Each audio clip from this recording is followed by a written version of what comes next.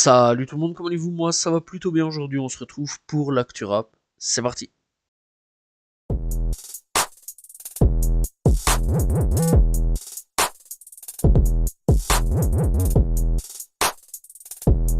On commence l'actu rap avec SDM. Alors il faut savoir donc qu'il annonce une deuxième date de concert à l'Accor Arena de Paris. Alors donc il faut savoir que le deuxième Accor Arena, la billetterie est déjà ouverte. Voilà. Et donc, eh bien, il faut savoir qu'il nous donne rendez-vous le 24 et 25 février 2025. Voilà. Bref, en tout cas, n'hésitez pas à aller checker donc pour avoir une place. Voilà, et la billetterie est ouverte, je le rappelle encore une fois, pour un deuxième accord Arena à Paris. Maes est condamné à 10 mois de prison pour donc avoir frappé un homme à la sortie d'un studio d'enregistrement. Voilà, bref, donc il faut savoir que ici, donc il y a quelque temps d'ici, il y avait déjà donc son premier procès. Il ne s'était pas rendu à son premier procès. Voilà, on lui avait accordé une chance. Et ici, il est toujours à Dubaï. Il est toujours pas en France, voilà. Et donc du coup, eh bien, il a pris 10 mois de prison. Bref, Booba, on a profité bien sûr pour l'enfoncer. Donc voilà, et il faut savoir que tout ça a été filmé. Bref, il y a eu plein de révélations, il y a eu plein de trucs, etc. à ce niveau-là. Bref, en tout cas, Maes en ce moment, donc je rappelle, il est à Dubaï, il avait un Bercy, donc le Bercy est annulé, j'imagine qu'il est sûrement annulé. Donc voilà, et bah si Maes met un pied en France, eh bien direction la prison pendant 10 mois. Bref, en tout cas, c'est quand même assez chaud pour Maes. Sachant en plus quand même qu'il est traqué par des gars de France, voilà, et il y a des gars qui veulent sa peau. Maintenant, il y a la justice qui veut sa peau. C'est quand même assez chaud pour Maes en France en ce moment. Dooms, Clash, Gims, voilà, on sait pas d'où c'est parti. Bref, en tout cas, eh bien, dans l'ensemble, on sait pas vraiment d'où c'est parti. Il s'en prend à Gims, ça fait des révélations.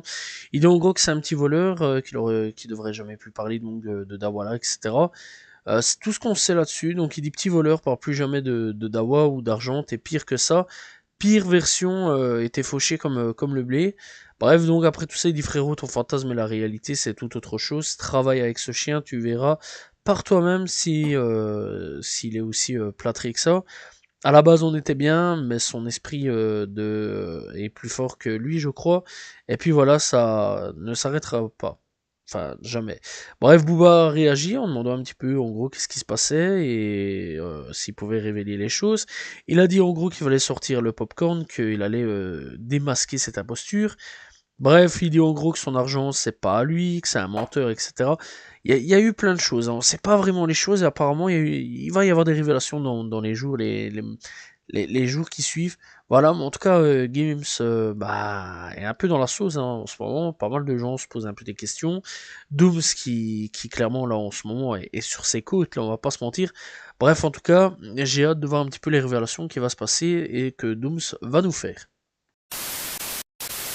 Dadju annonce la fin de sa carrière, bref il dit qu'on va plus le revoir. Alors est-ce un nouveau coup de buzz pour un prochain album ou alors est-ce vraiment la fin de sa carrière ou alors est-ce qu'il va prendre une pause et revenir quelques années après? C'est la question que je me pose. Alors personnellement voyons le gros coup de buzz qu'il y a eu avec Taïk dernièrement où ils ont inventé un faux clash, je pense que c'est encore une fois un fou truc en mode ouais j'arrête mais j'annonce un album à la fin de la tournée ou un truc dans le genre. Moi, c'est ce que je pense. Après, on verra.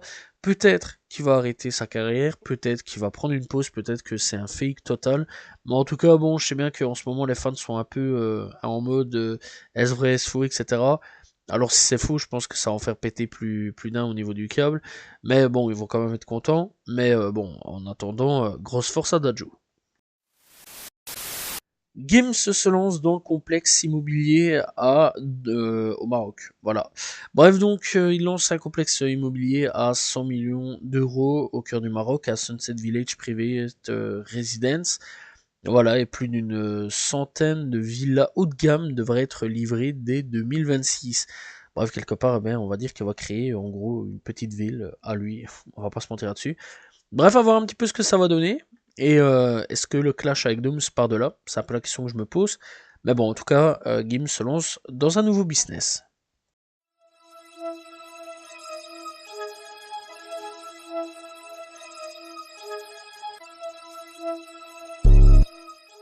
Nouveau rebondissement dans l'affaire de Young Thug, c'est un truc de fou, son avocat est condamné à plusieurs jours de prison, 20 jours de prison au total. Pourquoi?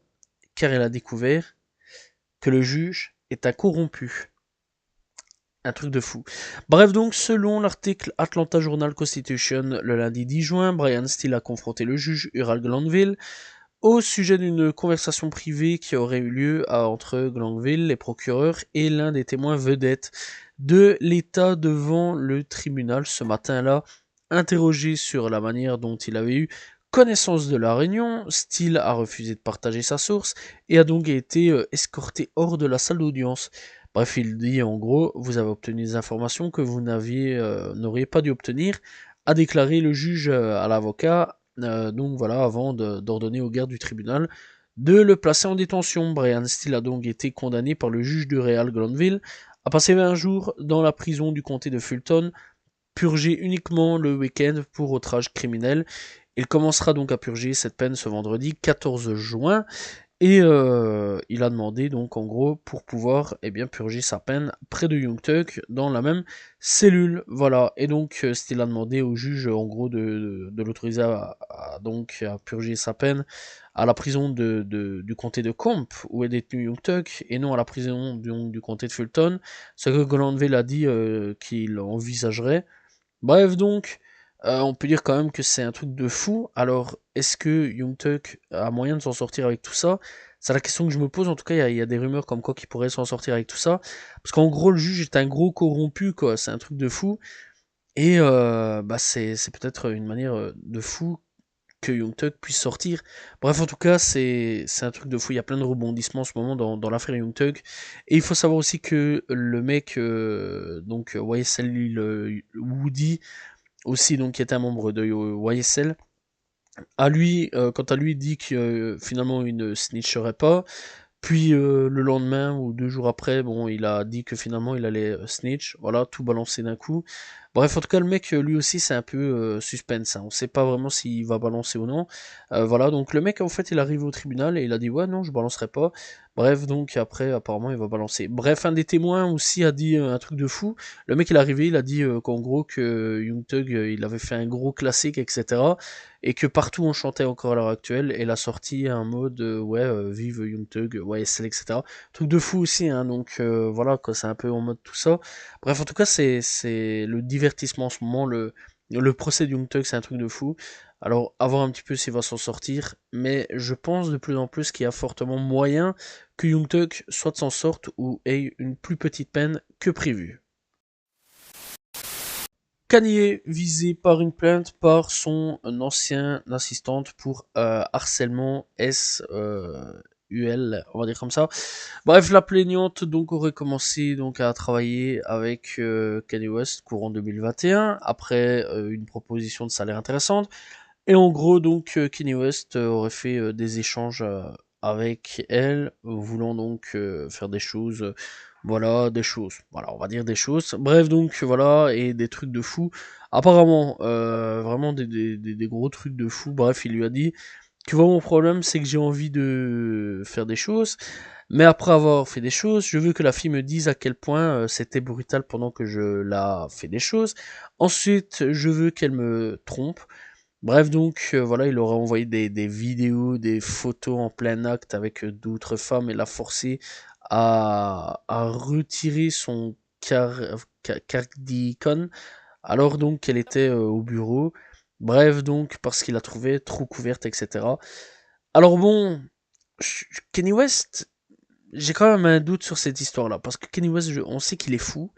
Mais il a toujours pointé du doigt les pédos, les pointeurs, les taris détraqués sexuels, on va dire le mot, on va dire les termes, il a toujours pointé du doigt les détraqués, etc.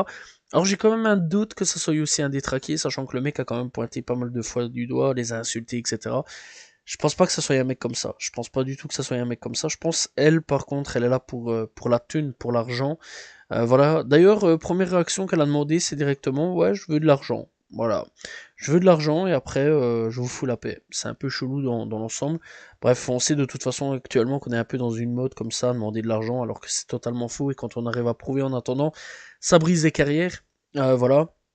C'est quand même assez grave que, en attendant, il y a plein de gens qui ont une étiquette, etc., pour des choses totalement fake, et ça, c'est quand même assez chaud là-dessus. Bref, en tout cas, moi, personnellement, à ce niveau-là, actuellement, je vais pas vous mentir pour Kanye West, j'ai un gros doute là-dessus. Connaissant un peu le bonhomme, alors on sait qu'il est fou, mais détraqué sexuel, je pense vraiment pas qu'il l'est.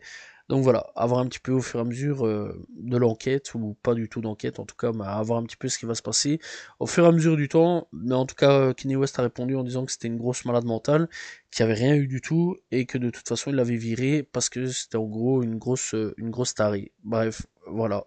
C'est à peu près ce qu'il a répondu. LL Cool J annonce son retour au hip-hop après 11 ans d'absence. Bref, donc ce serait un retour pour de bon avec un nouvel album. En tout cas, moi j'ai déjà hâte. Et apparemment, le nouvel album de LL Cool J aurait dû être produit par Dr. Dre. Voilà, c'est un retour qui s'annonce plutôt historique pour Dr. Dre aussi, on va pas se mentir. Parce que le mec là en ce moment, il est occupé sur son projet qui devrait sortir bientôt. Enfin, on n'en sait rien. En tout cas, il y a un projet. Il s'occupe de Eminem. Il s'occupe, en plus de ça, un nouvel album de Snoop Dogg en juillet qui va sortir. Et là, le mec nous annonce en gros qu'il va travailler avec LL Cool J. C'est un truc de fou. C'est un truc de fou. Bref, en tout cas, bon retour pour LL Cool J. J'espère que ce sera mythique. Moi, personnellement, j'ai vraiment hâte. Lil Durk veut s'imposer un défi de gros malade pour Chicago. Il veut arrêter la violence à Chicago. Voilà, il dit en gros que ça va être difficile, mais c'est pas improbable en gros, mais il veut en gros que les jeunes arrêtent de se tirer dessus, voilà, parce qu'en gros la violence c'est bien présent. Et très sincèrement, bah, j'espère que cet objectif sera réalisable, sera fait, parce qu'on on le sait, Chicago c'est quand même une ville très violente. Voilà, ça tire beaucoup, ça se tue beaucoup. Voilà, il y a beaucoup de morts et bah, on espère sincèrement que Lil Durk va réussir ce défi. Bon, on connaît un petit peu la réputation de Chicago. Le problème de Chicago, c'est que depuis la création de Chicago, il y a toujours eu des gangs. Voilà, je pense à Al Capone, etc. Vraiment plein de gangs. Aujourd'hui, on est vraiment dans une ère, grosse ère de violence. Et on connaît, ça s'est empiré avec les mecs comme Chief Keef, King Von, etc. Avec YouTube, les réseaux, etc. Qui sont permis à ces gens-là de pouvoir communiquer entre eux et pouvoir se tirer dessus après et pouvoir déclarer en gros qu'ils se sont tirés dessus. Bref, un truc de fou. En tout cas, on connaît de toute façon la réputation de Chicago, mais j'espère réellement que Lil Durk va réussir son coup et faire en sorte à ce que la paix règne à nouveau. Donc, enfin, pas à nouveau, mais en tout cas, vous avez compris que la paix règne sur Chicago. City Girl, c'est fini, et c'est Young Miami qui le confirme, la fin des City Girls. Bref, ce sera quand même un groupe de rap féminin qui aura quand même pas mal marqué donc le mouvement hip-hop. Ça, c'est quand même plutôt cool. On espère d'autres groupes dans le futur féminin qui vont se former. En tout cas, personnellement, j'ai quand même bien apprécié City Girl. Peut-être un jour ils reviendront. Voilà, je pense qu'elles reviendront, peut-être. Et on verra par le futur, mais en tout cas pour le moment, eh bien, toutes les filles de City Girl, donc les filles de City Girl, donc sont concentrées sur leur carrière solo.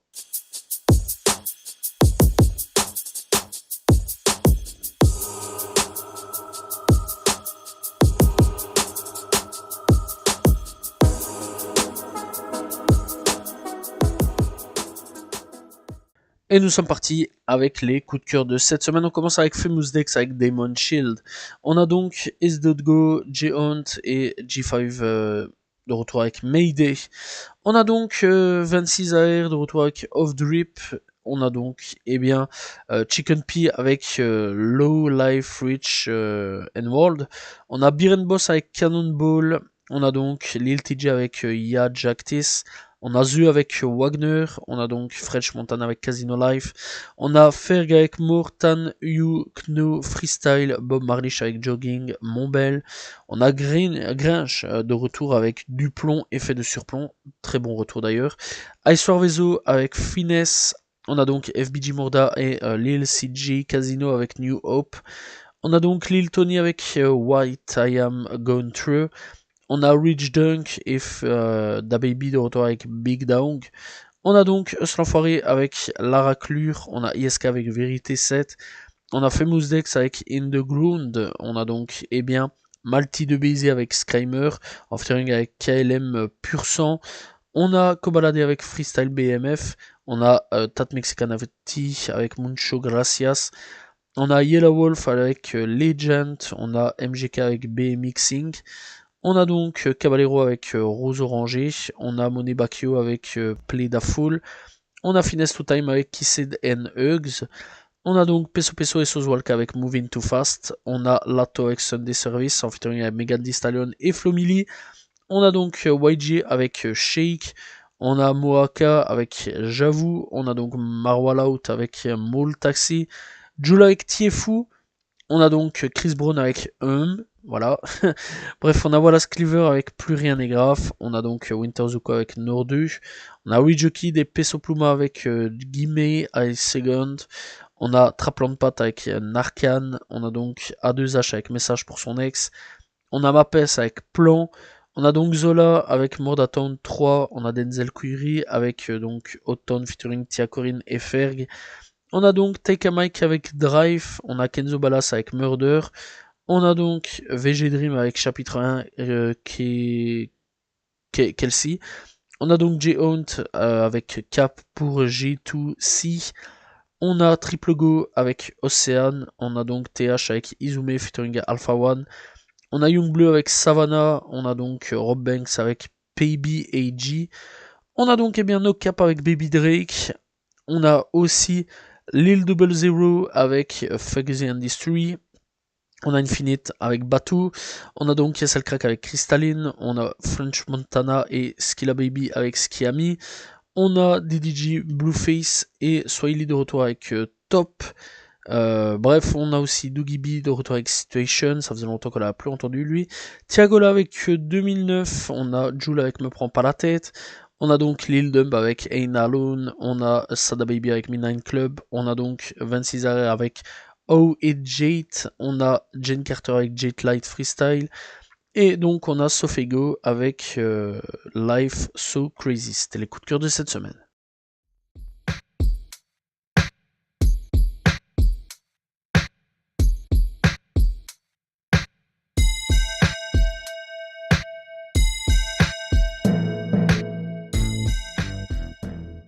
Découverte du jour, on va parler de Shmoney Jewels. Alors Shmoney Jewels, je l'ai découvert avec Aego Art et très sincèrement j'ai bien apprécié.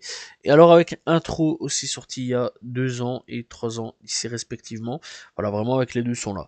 Bref, il a déjà sorti quelques projets tels que Coronavirus en 2022 et JetBlue en 2024. Ça c'est les deux projets là déjà sortis aussi un EP tels que Outcome en 2023.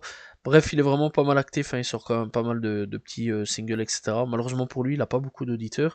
C'est assez dommage. Le mec, il est quand même talentueux, je trouve. Donc voilà, n'hésitez pas donc à aller découvrir. Et bien donc encore une fois, Shmoney Jewel, disponible donc sur toutes les plateformes de streaming.